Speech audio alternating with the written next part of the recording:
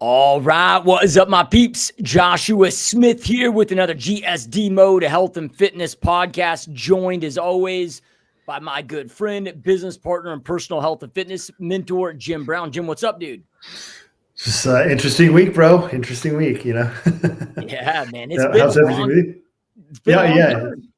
Yeah, it's been a couple, at least 4 weeks, right? I think. Yeah, yep. So Yeah. we got some things to jam on, man. So first Yeah. thing is, dude, because we decided, or you decided, to reformulate our supplement zone, and just got this in. What did we get in late last week? Yeah. I opened up the first bottle Monday, and dude, I don't know exactly. I know you changed a lot, but dude, like, and this isn't me doing a shameless plug for all of you watching and listening, right? Like, I've been blown away, dude. I was just telling you before we hit the record button, I'm sitting there last night, 8:00 at night with my wife, and I'm like, babe, like, my brain, like, I could feel my brain firing, like in a good focused way, Yeah. like not in a negative, like where I'm jacked up on stimulants, can't go to bed. But it was Right. like just where, like, dude, like the thought processes, the focus, now full disclosure. I mean, I take a couple doses a day of this stuff, because I try to minimize caffeine a little bit.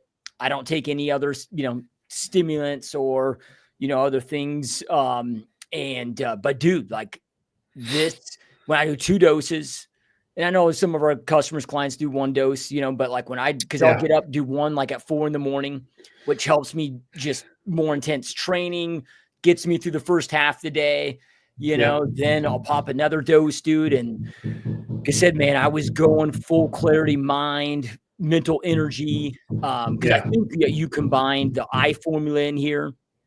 So walk us, like, what are some of the changes that you made? So It's the big totally things. different. It was great before, but now it's like, it's night and day, dude. It's so amazing. So my complaint, and this is our kind of our third tweak that we've done, right, to the formula. And one of the things that when we started this, I wanted to always get customer feedback, and we did. We had a lot of customer feedback. We've had years of it, and that's what we've made a couple changes. The first 2 changes based on that, and then this third iteration, and then secondly, selfishly, I tweak it for what I want and what I'm looking for. And I've used our old formula this whole time.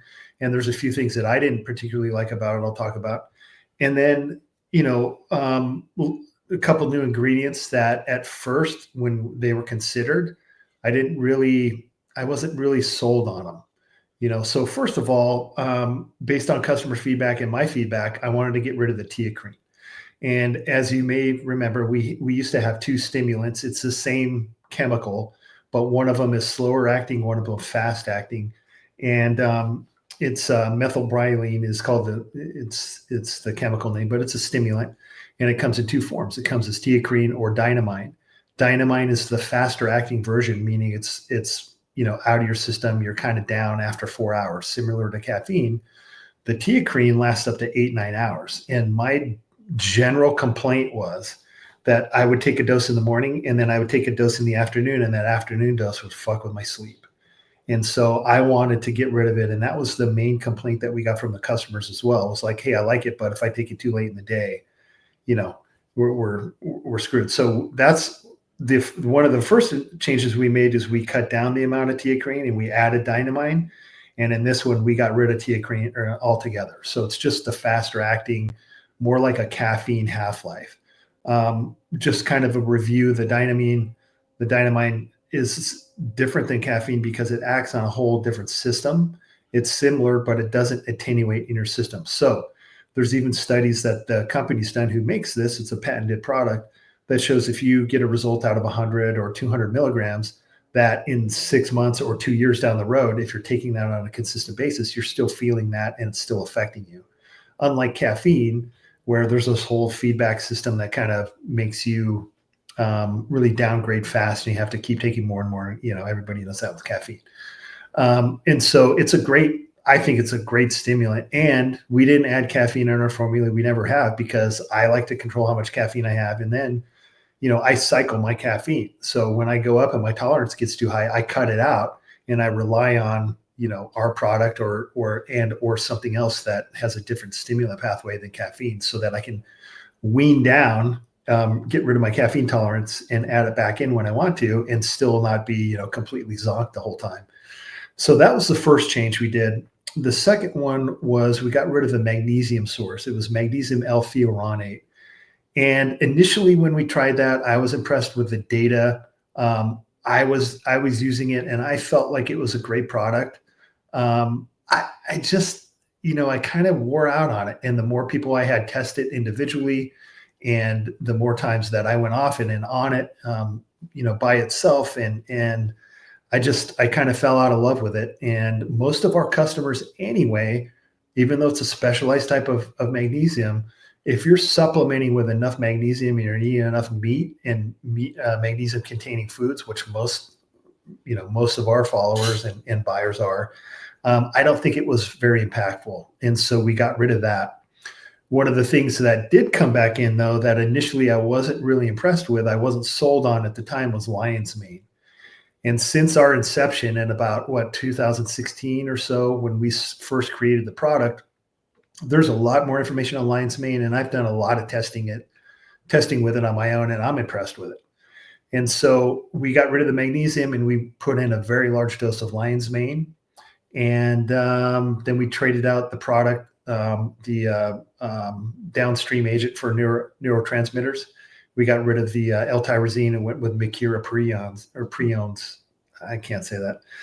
Anyway, and so that's we still have a downstream source of neurotransmitters, and that one converts more up to dopamine better than what we had before. So all in all, for the nootropic cognitive type of side, those were the changes.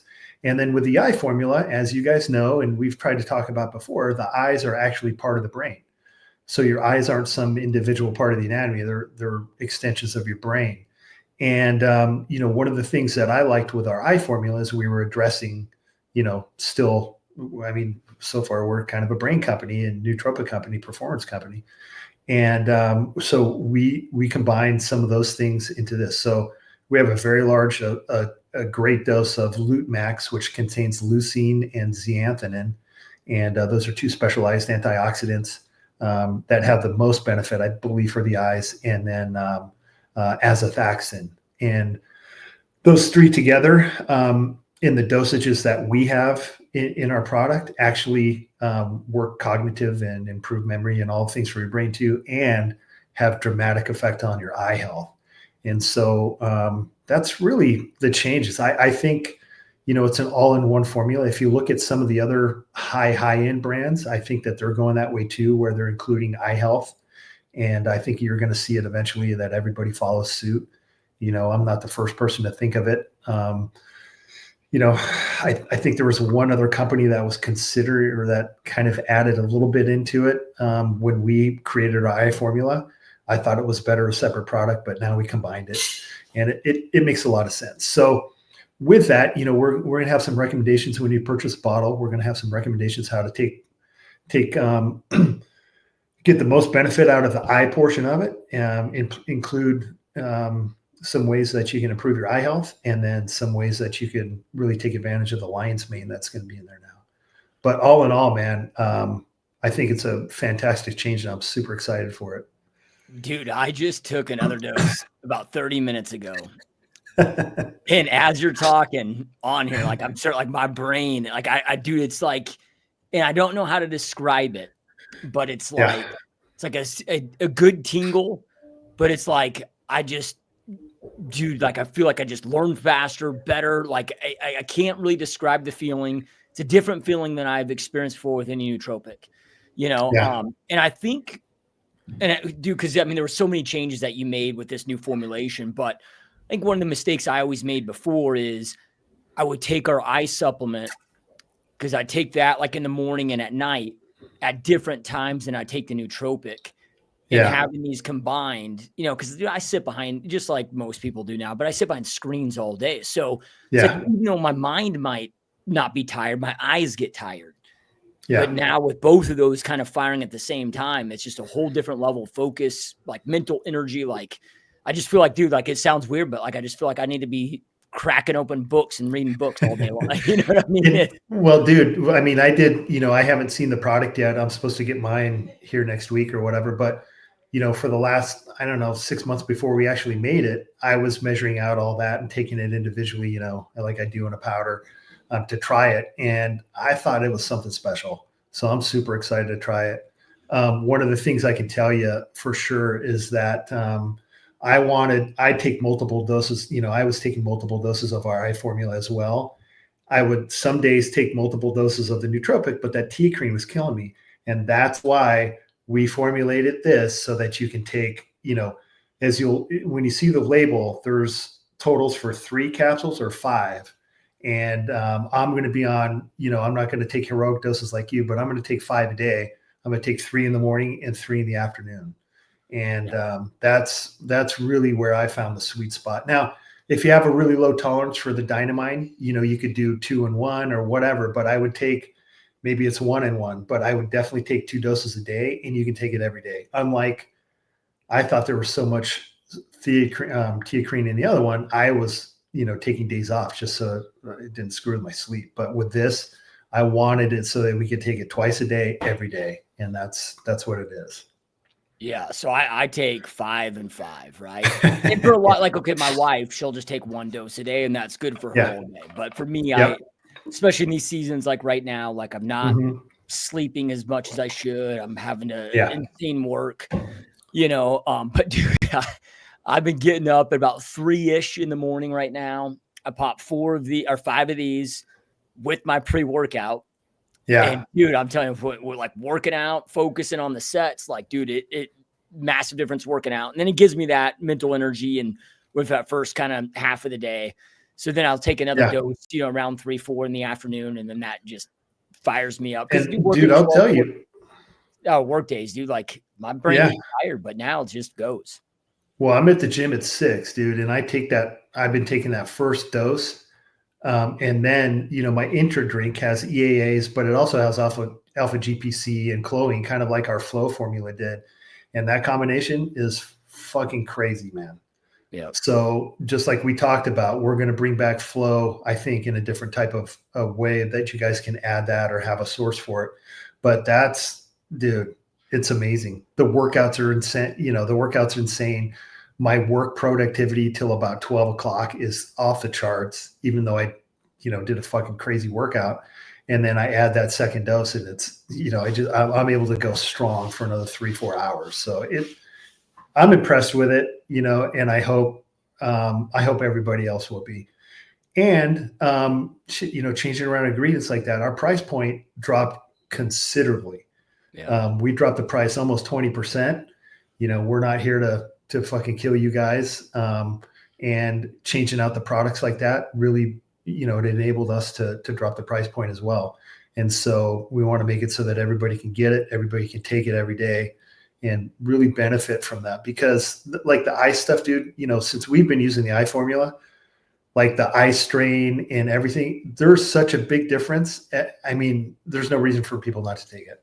Yeah, dude, like I got all sets of my parents taking it, like my mom, my stepdad, my dad, my stepmom, in-laws, that are old and they're like 60s, 70s, they notice it, huge improvement with the eye stuff. And it's and for you guys, if you want to check it out, if you're watching or if you're listening, if you're watching this, I'm sure you're seeing the ticker scroll below, but you can go to www.forge.com. Or you can go to gsdmode.com. You'll see a link menu item right there at the top where you can go check out more about the supplement and grab a bottle if it's something that you want to snag. All right, dude. So you've had an interesting week, huh? Interesting week. Let me see if I don't know if you guys can see that. Can you see that? There we go. Oh, that's so that was me yesterday. That's my bicep tendon that ruptured at the elbow. And that's him taking it out. So that little ligament that you see, the long head of my bicep, that tendon comes down and then hooks onto one of your bones in your forearms. And that popped clean off. A lot of times, guys, that bicep will rip up your arm. Mine just kind of sat there because I dropped the weight immediately. And then they tie it up. I'll show you this. So they tie it up. You can see the sutures around that bicep or around that ligament. So Yep. they take that in that string and they drill a hole in your radial bone and then they wind that through and anchor it down. So that's what I had done. I did it on Sunday and I had the repair done yesterday at Wednesday. And I'll be in a sling. Well, not a sling, but this isolated 90-degree brace for 2 weeks, and then we'll start working on rehabbing it and moving it. But the good thing for me was, fortunately, that was a clean break off the protuberance where it hooks onto your bone. So my tendon didn't shred. I got great tendon strength. It's just that attachment was a weak point and gave out. So didn't have to stretch my bicep or shorten it or anything. So rehab will be a lot faster. He said I'll be able to start weights and weighted rehab, probably 2-3 weeks earlier than I normally would, sometimes 4. So, it's a bummer, but it was the best thing that could have happened. I've normally up until now just had muscle belly tears and injuries, where the muscle kind of gets, deformed and then hurt and then scarred. And I'd much rather have a tendon rupture because it can be anchored and, be stronger than new. So all in all, it's a bummer, but especially because, man, I was getting up there. I was training hard. But that's okay. We'll focus around it. But yeah, we can talk about that a little bit. So this all came up, I posted on Twitter, and it's interesting, on the Twitter sphere and what's going on in bro science now. Immediately there's a million guys. Oh man, you got to take BPC. You got to take this peptide and this peptide. And it's like, okay, guys, well, my experience with BPC 157 is I can't tell you if it did anything I can't tell you if it helped any of my injuries or not. I've used it exclusively for years. I mean, TB 400 before that, we're talking like 2012 when those first were available on the gray market. And I can't really tell you if they've ever done anything to help me with an injury. It's very difficult to say if it sped up recovery or healing. So I'm not too big of a believer on it, but it's interesting that that's the first thing that people go to. It's like, guys, hey, a tendon snapped off of my bone. It has to be reattached. So first, it has to actually be mechanically repaired. You can take all the fucking peptides you want. It's not going to help this. And then once it's anchored in the bone, what do we're hoping maybe it'll drive out some inflammation. Some guy told me it was gonna build vascular pathways to my non-vascular area, my elbow, the non-vascular area. It's like, dude, what? So just all this crazy shit. And so, I'm going to document this best as I can for you guys. I'm going to write a Substack up on it, but I'm also friends with one of the best physios in the world. His name's Jack. His name's Jack. He lives in Australia. He goes by the Combat Therapist. You can find him on YouTube and Twitter. And talking to him, and we kind of came up with a plan. But the plan is, no matter what the injury is, it's first movement. Movement is life. You have to start moving. And when you look at like Aaron Rodgers, right? He tore his Achilles, and he was back in record time, and he's of late 40s or whatever he is. It wasn't because of the fucking peptides in the sauna that he was doing. Now that might have some effect. That might be the 5% or the icing on the cake. But what brought him back and what brought me back from all these injuries that I've had is the fucking painful ass rehab. And you become obsessed with it and you don't stop until it's fucking fixed. And I'm not talking about you're going to the PT, because most PTs, let's just be honest, when you have surgery or something, you go to a PT or you hurt your shoulder, it's a joke. It's a fucking joke. It's like for grandma's knee replacement and she's never been athletic in her life. Somebody walks in like me and they're like, yeah, do this and do this little stretch. And you're like, what? They're like, yeah, do that at least once a day. Once a day? Okay, sure. It's a complete joke. So what I did first, right after the surgery, I had a hand squeeze. And so I started moving my hand, and I haven't stopped since. I got up today, did a 70-minute bike ride, did some calves, and the whole time I'm working my hand, I'm keeping blood flow, I'm driving perfusion, I'm perfusing the area, I'm getting blood in there, I'm icing it, I'm driving it out, I'm getting nutrients back in. And it's an obsession, that's going to be, on the top of my mind for the next 5-6 months until I can row 275 again. which hopefully I'll be doing in 6 months, 7 months. I should be working my way up to that in 4 weeks, but you can't expect to come back from an injury like this or worse by doing 2 little sessions a day and 4 sets and whatever the PT guy tells you. That's not going to work. If you look at Aaron Rodgers, he was working 8 hours a day on rehab. That's why he came back so fast. It's not because he's 40 years old. He's certainly not on every steroid in the world, whatever. I'm sure he used everything at his disposal, peptides, growth hormone, maybe saunas, all that stuff, but it was 8 hours of rehab.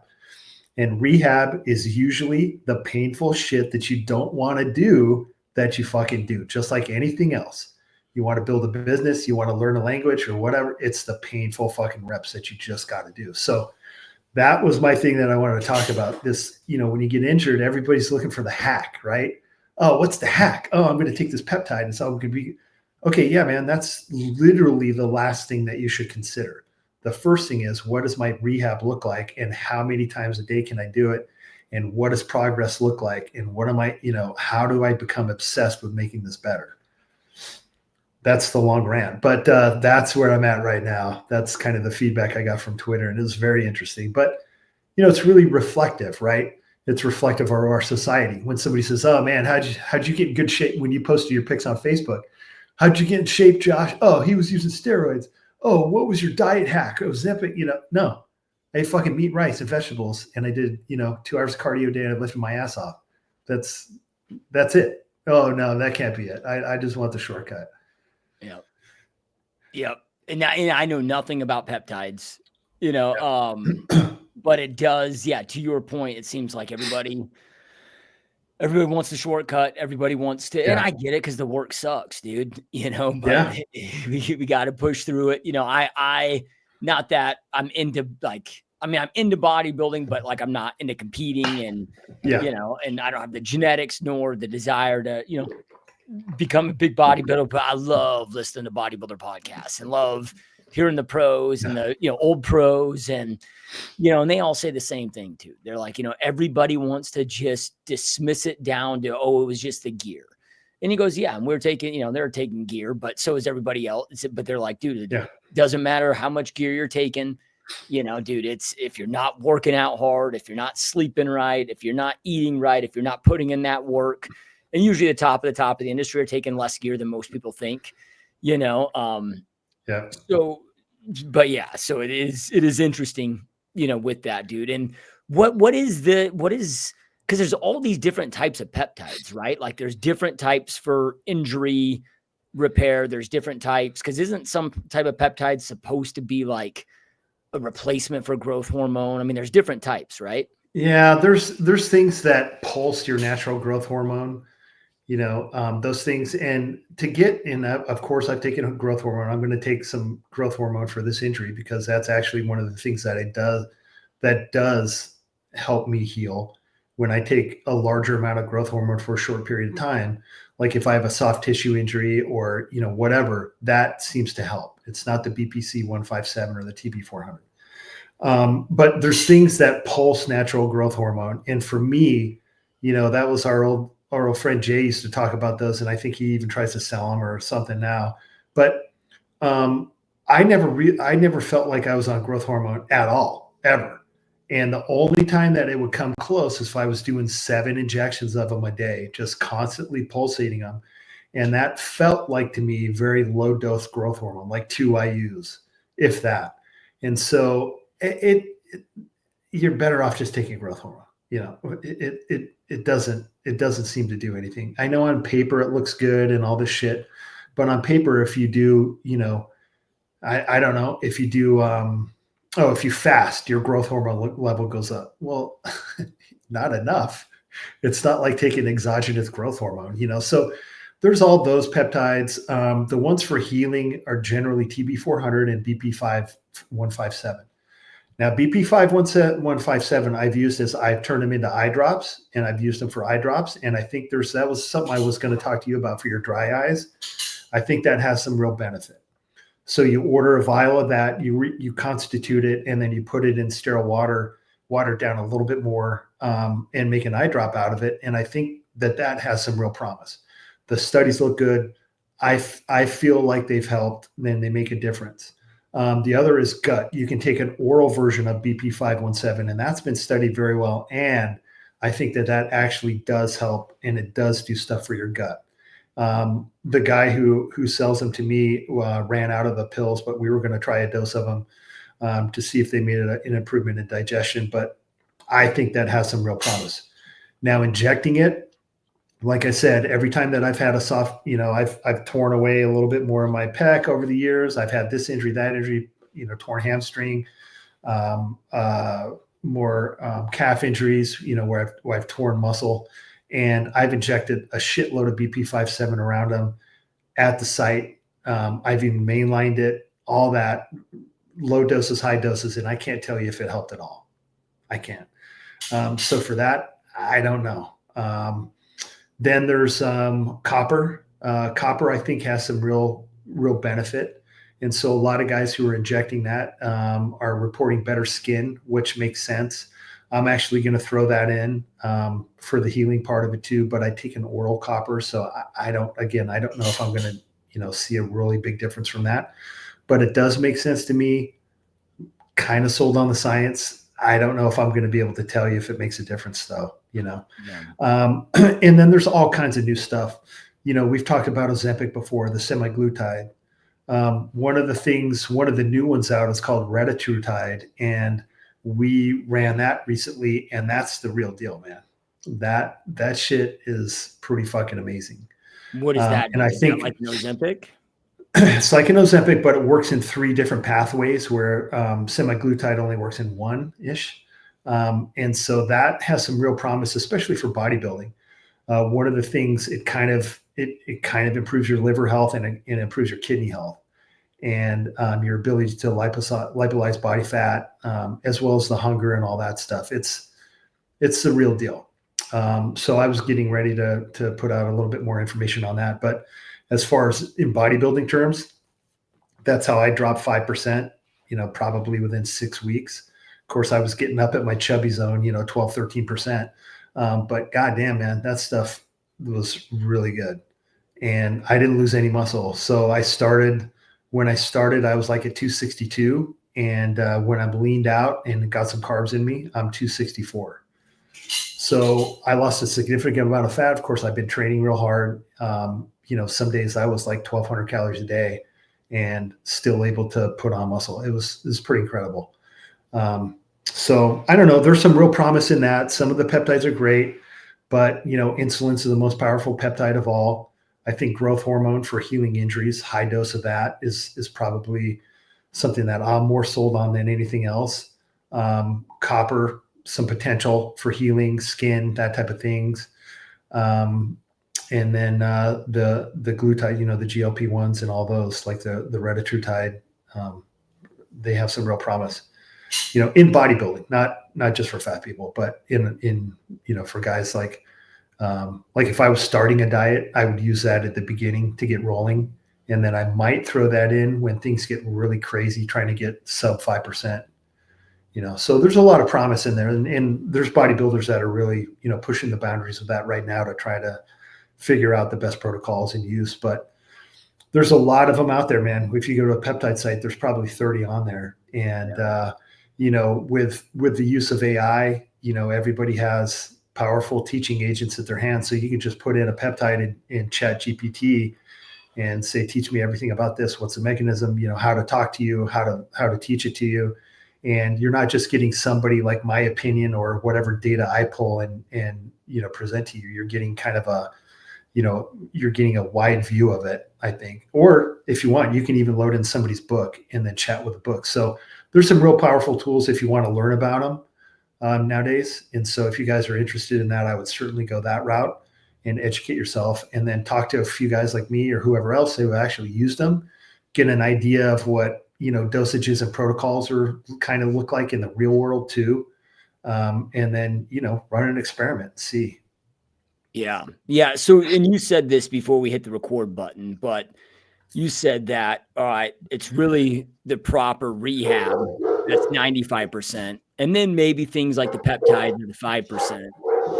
But in the whole social media world, people are acting like It's inverse. Yeah. yeah, it's the opposite of that. So it's not that you're not going to do them and that they don't Right. hold a place for you. It's just that 95% of it is the proper rehab. And nobody said growth hormone. I was like, what are you talking about, man? That's the king. Okay. All right. But they're sold, it's these guys it's this echo chamber of sorts in this bro science. A lot of it works its way out, but there's a whole group of people on Twitter that aren't really bodybuilders. They're just kind of in that bro space. And those are the ones who don't know shit because they don't push the limits. It's the guys who push the limits and then drip down the knowledge to those guys. And that's what, I certainly I am in some aspects, but not in all aspects like I was, but I am in some aspects. And that's where I think the real knowledge comes from is guys like me and guys who are pushing the limits. And then you find out what actually works. Somebody told me, oh, well, the data suggests this and this and this. And I'm like, well, yeah, if you read the data, HMB will put fucking 20 pounds of muscle on you, but HMB doesn't do shit in the real world. You can't just rely on, a study, because people don't, that's another thing. Somebody else say, oh, this study. I'm like, okay, did you read it? Yeah, I read it. Okay, well, tell me about it. Well, okay, you don't really understand it. All right, so here we're with the age of AI. I have an app called Coral AI. You can do it on ChatGPT too, but you can load a study into it and say, teach me all about this study like I'm a dummy, or I don't understand this, or is it really effective? What are the limitations of the study? And go, oh, okay, well, shit, this doesn't really apply to me. It's, the title and the way that this is being promoted isn't really true. Huh, that's like most studies. And then people just parrot whatever the fucking abstract is and they don't peel it apart. But now there's really no excuse except for you're just lazy because you can type that in, you can load it into an app and anybody can fully understand it. Doesn't matter if you're a biology major or not. You can have that whatever the AI interface is, explain it to you and get you up to speed so where you can understand the limitations of that study and then use just some simple logic and go, oh yeah, that doesn't really apply to me.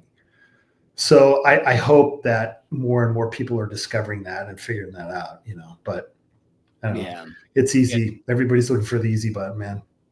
Yeah. The whole, science community, like, look, I love science as much as anybody, but it's just gone to the extreme, because then when you really start, now I don't understand the research data and studies as, but like you really got to know or use tools like you're talking about to really understand this shit because there's, but then you find out like most of these studies are done on untrained people or such a small sample size. And, when they come out and tell, I don't know, the professional bodybuilders that have been doing this for, 50, 60 years, since bodybuilding has been around, top of their sport, that, oh, you guys are doing this wrong, that their whole entire life is around split testing and testing. And look, we may not be able to explain why things work, but they've tested us. Like they just know this shit. It's gone to the extreme, dude. And everybody when you're an expert now.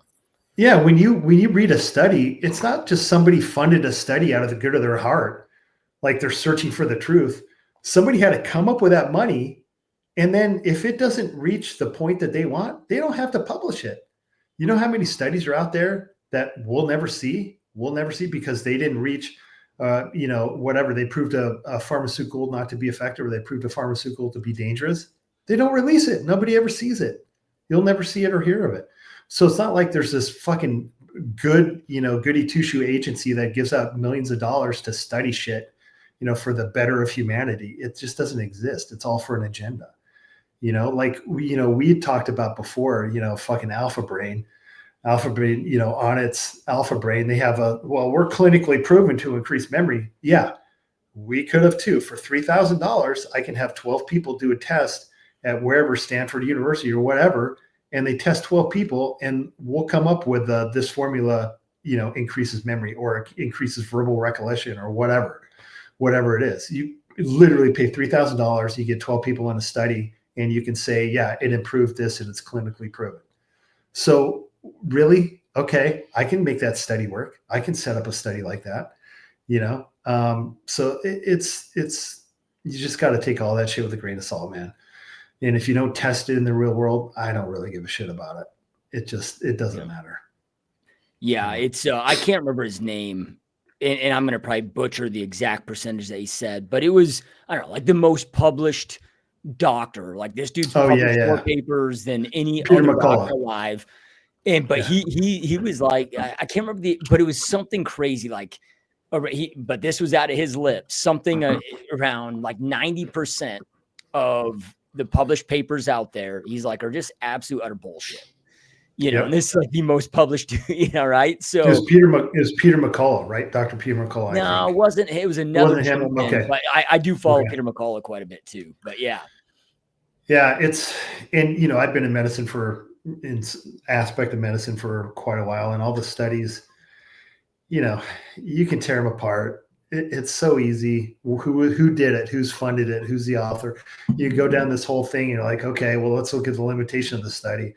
And then even with AI, it's so much easier. Okay, tear this apart for me.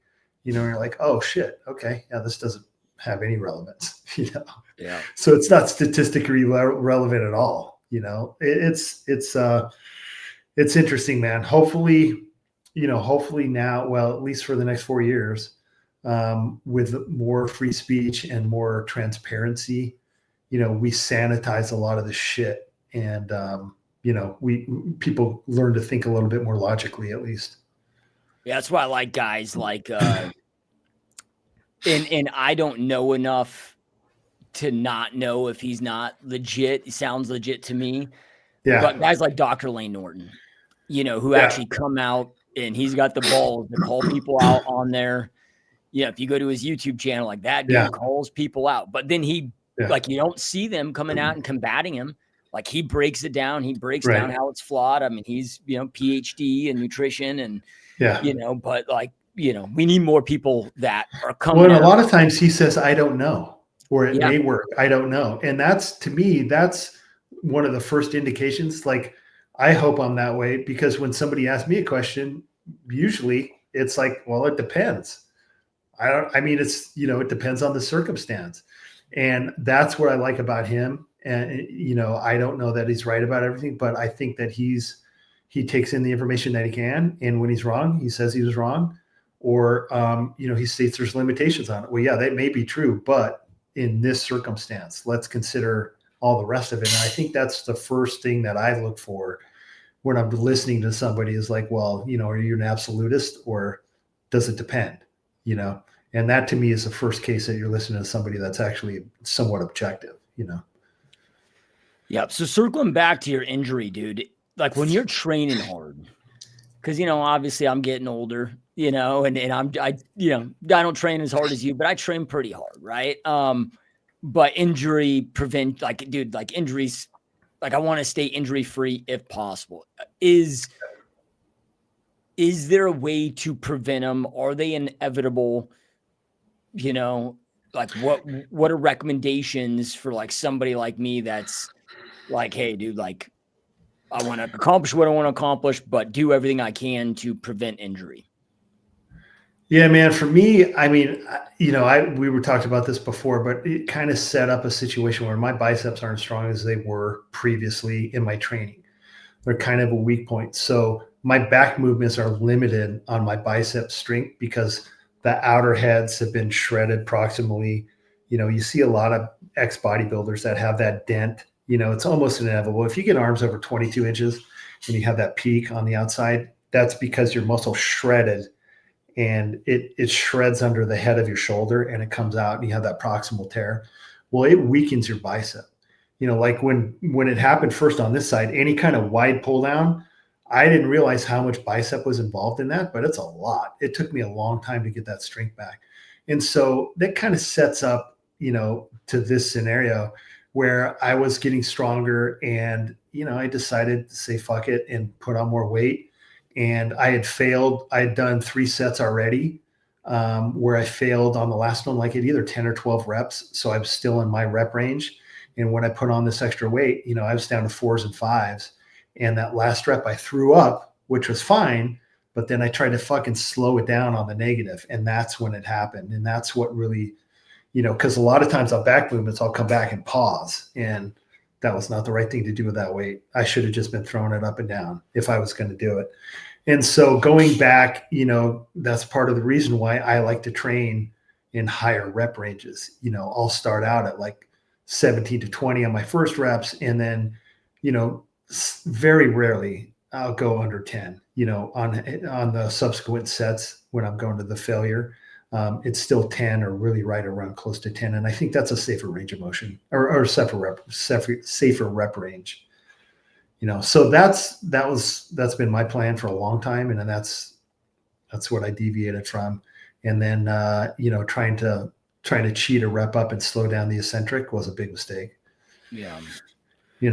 Especially on a barbell, because, with the way that barbell works, I threw it up and there's that pause where it's kind of weightless for a second. And then when it starts to decelerate, that's when obviously I'm trying to slow it down. And that shift in weight is that's how I ripped the proximal heads, was that all of a sudden I had a negative that I was trying to slow down. That was in an MMA, where I'm trying to slow down somebody from falling or whatever, because we're sparring. And that's how I rip both of those. It's on that eccentric slowdown. So, going back to it in training, I'm going to train the same way I do, but, the higher reps, and I'm not going to try to fucking catch a weight like that. Now, if I was using a cable and I had steady tension the whole way and the whole way back, there's not that shift, I would have been fine. But that barbell, I throw up, like if you think about you're doing a bent over barbell row and you kind of cheat a rep up where you throw it up, there's a moment where it's almost weightless. And then it starts to decelerate. That's the dangerous part. So that's what got me, man. I don't, it could happen to anybody. Yeah. Yeah. I used to, when I was young, I always kind of hated that I was never really strong. Like I had buddies, that were like you, that were just freaking just be super strong. Yeah. And I was never that guy. I was, okay, but never, but now that I'm getting older, it's like I almost think that that's kind of, yeah. Well, yeah, look at me. I got torn muscle bellies all over the place. I reached, because when you, even anybody, if you keep progressively overloading for years and years and years and years, there's going to come a point where if you keep doing that, you're going to have a failure. And that's when most of the, I don't mean to put myself in their category. Obviously there's a big difference, but all the big guys, like the guys when they were trying to get really big, and I was at that point where I was fucking maxed out and I was lifting as much or more weight than they were in most cases. Something has to happen, and it's usually muscle belly tears. And that's when your muscle gets deformed and then shit, your career's over. For me, I kept, it doesn't matter at that point when you have scar tissue, like my pec minors, they have that indent, like you'll see in a lot of guys that have, big pecs, they have that indent. Well, if I work my pec minor really hard or heavy or do something stupid, I have scar tissue in there. So the healthy tissue tears away from the scar tissue. It's just inevitable. So once you have scar tissue in a muscle belly, that's always going to be a weak point, even if because your muscle tissue kind of is like this, right? Well, when you have scarring in there, it's almost like fiberglass. The collagen comes in and it's like these fibers all over the place and it's patched up. Now you can do therapy, Graston technique, art therapy, all that shit that I've done, and it straightens out some of those, but it's never healthy tissue like that. So you always have this like fiberglass patch, and then you have healthy tissue attached to that. And that junction is where the weak point is, and it'll continue tearing. And so once you have muscle belly tears, like you are gonna get when you're, when you get to a certain amount of weight, your body, your muscle belly is just like, it's not happening, dude. And you have that tear, then you're compromised forever. So in a way, that's a very good blessing that you didn't continually progressively overload, and you get to the point where you have these catastrophic injuries. But that's the way that I thought I had to train to get to where I wanted to go. If I could reverse it and go back to that point where I was at my biggest, I would have changed the way I was training. I would stop the progressive overload. I would have gone the Jay Cutler route, where I was doing 2-3 workouts a day, pumping it up and doing it that way. Like Dexter Jackson, the guys who had some real longevity. That's Mike Taylor. Those guys, but shit, I was Yeah, but when you're young and you're jacked and you're right, like you just your mind doesn't go there. You don't think about. I didn't know how to train. How am I going to feel when I'm 40 and 50? You think, right? Yeah. Like it's hard to think about that shit when you're in your 20s or 30s. Yeah. But no, I think, the way that you've lifted, obviously you're at the point where you got a great physique, you don't have any of these issues. You don't have muscle belly tears. And so, you're able to train, you keep training the way you are. And even though like you did the Monster Maker program, right? And you added all this volume, got a lot stronger. It's not this, you're not progressively just adding and adding weight. You're doing these reps, and when you're beating reps, you're beating high reps. It's really that sarcoplasmic training and some progressive overload. It's not just strictly fucking progressive overload. And I really think the way that I train, barring this, but the way that I train now, the way that you're training and the way that I have in my programs is the way to continually improve and grow without having these catastrophic failures. Yeah. Yeah. Cause the way that you have me progressive overloading, it's like, I don't go up until my last working set is above 20 reps. Like until that happens, I'm not progressing. Yeah. So then when I progress, then maybe I go up a pound or two, and then now I'm down to 15 reps at the lowest. Yeah. But it feels good. Like I did, feels good to be able to. Well, and the proof's in the pudding, man. I mean, you're continually putting on muscle. I think right now, like we were talking about, you're at the point where you're having a hard time getting in enough calories. You're staying lean, but now you're on that point like, fuck, I can't get enough food in my body to keep, to keep going. And we talked about some strategies there, but that should be the limiting factor. It shouldn't be, your training's not the limiting factor right now. Your body's not the limiting factor. It's, can I eat enough clean food and stay lean? And that's the grind. Because the training part's fun, right? The getting hurt sucks, but that's, the training part is fun. The forcing the food is not, and it's a grind. That's the hardest part of it. Yeah. When you're talking about these peptides that help with the hunger, I'm like, I need the opposite. I can do the hunger. like going in a cut phase is so easy for me, dude. It's like, I need the peptide that makes me hungry, Yeah. Well, there is MK 77, but I don't like it. It's, people use that kind of, supposed to boost your growth hormone, but it makes you so goddamn hungry. I can't control it. I mean, I would rather see you do insulin at controlled, on controlled carb days than do that, because the hunger will spike and then it's done the next, it's done in a couple hours. MK 77, man, you're just turned into a fucking pig, or at least I did. And a lot of guys do. And it's just, you can't eat enough and then you're fat. So it's, that's no good. That's no good. What I've found through this is it takes, 2 to 3 weeks, but like eventually, like, I was just going through my macro breakdown before we hit the record button. So now I'm up to like 375 grams of carbs a day. Yeah. But then it's like, for a 2 or 3 week period when I increase them, it's a little uncomfortable. I'm full, but then body gets used to it. And then now I'm ready for that next increase, and just, I'll just, cause I'm not in a rush, it's not like I have a, like, it's like, dude, I'm just trying to be healthy and have fun with it. And well, the leaner I get, I was down, I was thinking I'm below 10% before I'm eating bags of candy to try to keep up, cause I can't, I just can't fucking eat enough carbs and eat enough bulk during the day. So I need 300 grams of carbs. Okay. Pack of, fucking Sour Patch Kids, man. That, and then a protein drink or, aminos. That's going to get me there, for the next, just to have glycogen for the next workout. Cause fucking 4 cups of rice is a couple times a day. I was like, dude, man, or fruit, or I'll buy a whole cut up pineapple, something like that, and pound 300-400 grams of carbs at a time. But that's the rub, man. People don't understand that. They're like, oh, it'd be nice to eat all that food. We ain't pizza and Taco Bell, buddy. This is fucking meat and rice, and it gets old. I'll tell you, I got these new. They're new to me. I'm sure they're not new, but it's called Coach's Oats. They're at Costco. Mm-hmm. I don't know. It's some type of organic rolled oat, but chopped them up. Some coach that made these up. So that's why it's called Coach's Oats. But man, they're so good, dude. So I'll eat those, and then that's always my But then I'll sprinkle in like 33 grams of brown sugar. So I'm getting like 100 grams of carbs now pre-workout, like about 90 minutes for my workout. And dude, I mean, it's delicious. I mean, it's filling, Yeah.